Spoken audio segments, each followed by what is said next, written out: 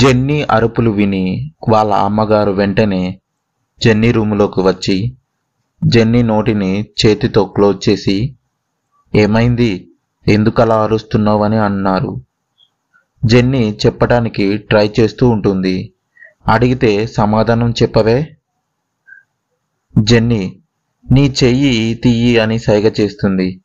మర్చిపోయా అని ఆవిడ చేతిని తీస్తారు. నా నోరు క్లోజ్ చేసి మాట్లాడు అంటే ఎలా మాట్లాడతా? ఇప్పుడు తీశాను కదా, చెప్పు. మమ్మీ నన్నెవరో కొడుతున్నారు. ఏంటి, నిన్నెవరో కొడుతున్నారా? అవును. నువ్వే అందరిని కొడతావు, నిన్ను మళ్ళీ ఎవరో కొట్టడం ఏమిటి? ఏదో కళ అని కని ఉంటావు. అబ్బా లేదు మమ్మీ, నిజంగా నాకు నొప్పిగా కూడా తెలుస్తుంది. కళ అయితే నొప్పి ఎందుకు వస్తుంది?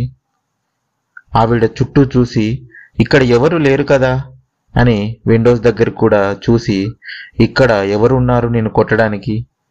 పక్కన ఉన్న సార్థక్ నేను ఉన్నాగా అని నవ్వుతూ ఉంటాడు. నువ్వేదో కలగని ఉంటావు. అబ్బా నేను ఎంత చెప్తున్నా నవ్వమేంటి? నిజంగానే నన్నెవరో కొట్టారు. ఇంకా గట్టిగా మాట్లాడితే నిజంగానే మీ నాన్నగారు వచ్చి కొడతారు. నెమ్మదిగా మాట్లాడు. సరే సరే, నేను చెప్పేది నిజం. సరే నువ్వు చెప్పేది నిజం అని అనుకుంటున్నా. కొట్టిన వాళ్ళు ఎక్కడున్నారు? నాకేం తెలుసు, ఒకవేళ నన్ను కొట్టి వెళ్ళిపోయి ఉంటారు. ఇంత రాత్రివేళ నిన్ను కొట్టడానికి వచ్చి కొట్టి వెళ్ళిపోతారా? అసలు నువ్వు చెప్పేది నీకైనా నమ్మబుద్ధిగా ఉందా? జెన్నీ కూడా మనసులో నిజమే అనుకున్నట్టుంది. అందుకే అర్ధరాత్రి దాకా బయట తిరగొద్దు, అలాంటి హర్రర్ మూవీస్ వెళ్ళొద్దు అని చెప్తూనే ఉంటా. కానీ నా మాట వింటే కదా అలా వెళ్ళడం. ఇప్పుడు ఎవరు కొట్టారు అని ఇలా అరవడం. అబ్బా నేను ఈరోజు హర్రర్ మూవీకి ఏం వెళ్ళలేదు, కామెడీ మూవీకే వెళ్ళాను. ఏదో ఒక నైటు టైం వెళ్ళొద్దు అని చెప్పా కదా. అబ్బా ఇంక వెళ్ళనులే, ఇక్కడ ఎవరు లేరు గాని వాటర్ తాగి పడుకో. ఆవిడ వెళ్ళబోతూ ఉంటే, మమ్మీ ఈరోజు నువ్వు కూడా ఇక్కడే పడుకో.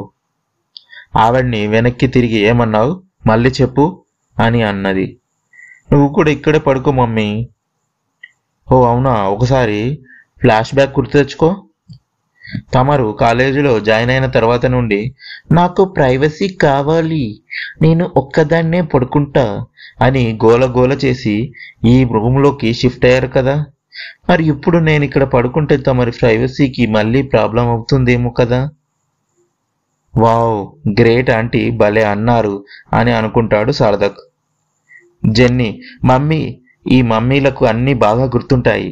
అంతేకాదు మనం ఏదైనా చెప్పినప్పుడు ఒప్పుకున్నట్టు ఒప్పుకొని ఆ తర్వాత టైం వచ్చినప్పుడు మాత్రం ఇలా కౌంటర్లు ఇస్తారు.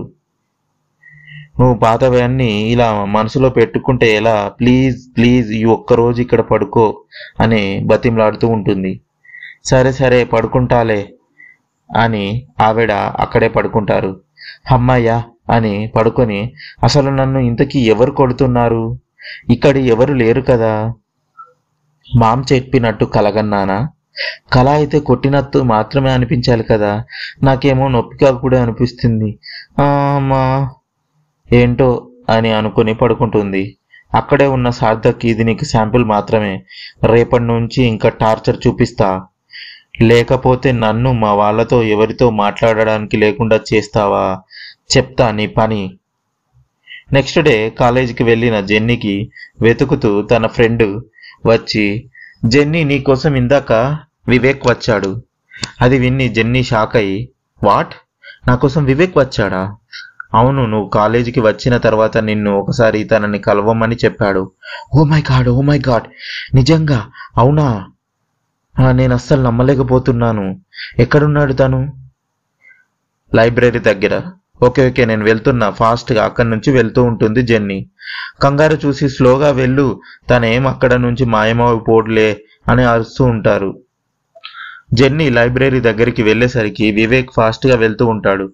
వివేక్, హో జెన్నీ వచ్చావా? నీతో మాట్లాడాలని అనుకున్నాను, బట్ నాకు క్లాస్ స్టార్ట్ అయింది. ఒక పని చెయ్యి, ఈవినింగ్ కాఫీ షాప్ దగ్గర మీట్ అవుదాం, అక్కడికి రా, నీకు ఓకే కదా?